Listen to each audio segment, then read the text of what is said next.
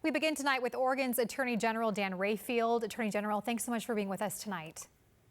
Always enjoy being here. Well, I want to ask you, of course, a major ruling last night from Judge Immergut. Now, she broadened her temporary restraining order last night to block any National Guard deployments from any state into Oregon.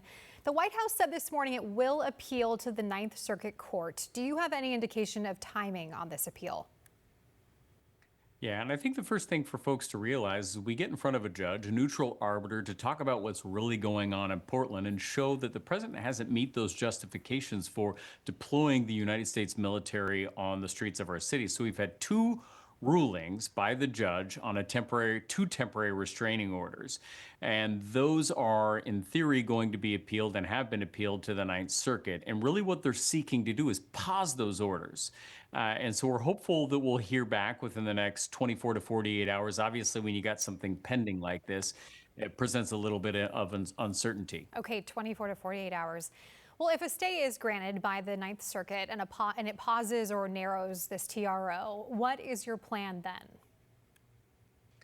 Well, just like what would happen in any case, this is a very early on action. That's what we call it, a temporary restraining order. We get in front of a judge very quickly to kind of preserve the status quo and say, hey, Mr. President, you have not met those conditions. You don't get to bring the military onto our streets. And so what would then happen is we would go through the normal process of proving our case in front of a judge.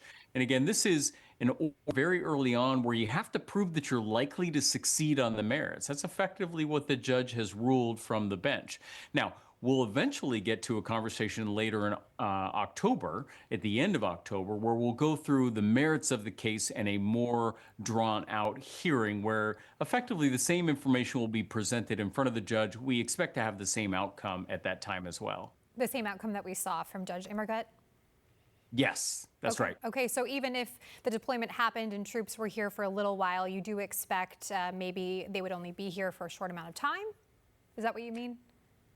Yeah, effectively what would happen is we have this ruling right now pausing the president's action. In theory, the appellate court could say, hey, you know what, we're going to allow the president to continue to deploy the National Guard in the city of Portland. We would then present the full case to the same judge that ruled in our favor at the end of October. And obviously, we believe with the same facts being presented to that judge, we would prevail at that time.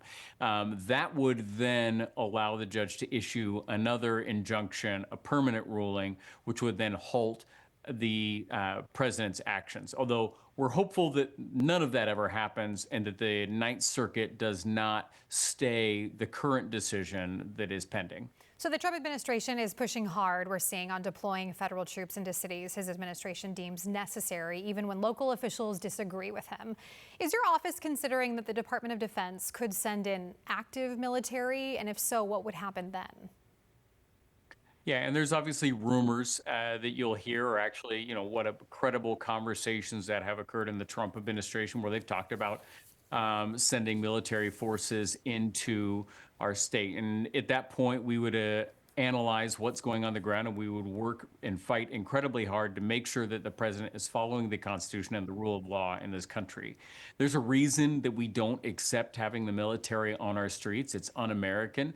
It's not what the framers of our Constitution intended. That's something you'd expect to see in a third world country, and we'll fight to maintain that sense of normalcy because it just is not normal to do that. And that's why we work so hard, right? When we got word that the president was attempting to federalize the National Guard, we were in court in less than 6 hours pushing to get in front of a judge to stop the president before those troops ever got to the city of Portland. And that's primarily because we have amazing people at the Oregon Department of Justice, staff and attorneys that are working all hours of the day to represent Oregonians.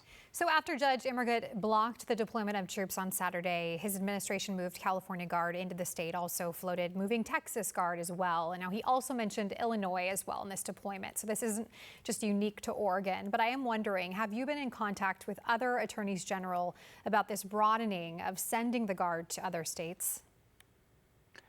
Yeah, and we are in close contact with all the Democratic attorneys general. We talk about the realities about what's going on in each of our states and how we're working to defend our states under these circumstances. We have been ready for this moment here in the state of Oregon since the inauguration of the president. This isn't something new. He's been talking about this for a really long period of time. He has his sights set on Portland, always has, and we were ready for this. And so we're in that close communication with other Democratic attorneys general to be responsive in the moment. And we are seeing that right now, right? You're seeing the president attempting to normalize the use of the military in our cities at every one of his stops, his campaign stops, public events. He's talking about using military for public safety. And that, frankly, is just unlawful. And that's why we were ready. And right now, it's starting to normalize just their presence, right? And you're seeing that California, DC, Memphis, Illinois, and now Oregon. And that's why we're drawing this really clear, firm line in the sand that says, no, you don't get to do that in America. We only have about 30 seconds, but I want to ask you, of course, we know Oregon and Portland, they're not void of problems. So I wonder, is there any reason that you would support National Guard troops being deployed around Portland? Right? If you had a national disaster, absolutely.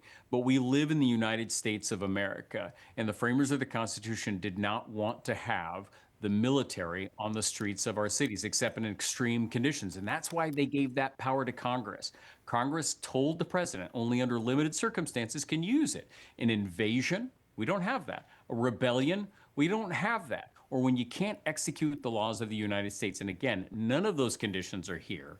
What we really care about is making sure that our presidents, our elected officials, and all of us follow the law. And whether that's a simple public safety law, I trust our Portland police to take care of that, or whether that's something more significant where the president isn't following the law. And that's where you have the Oregon Department of Justice filing a lawsuit holding the president accountable. Attorney General Dan Rayfield, thank you so much for being with us tonight.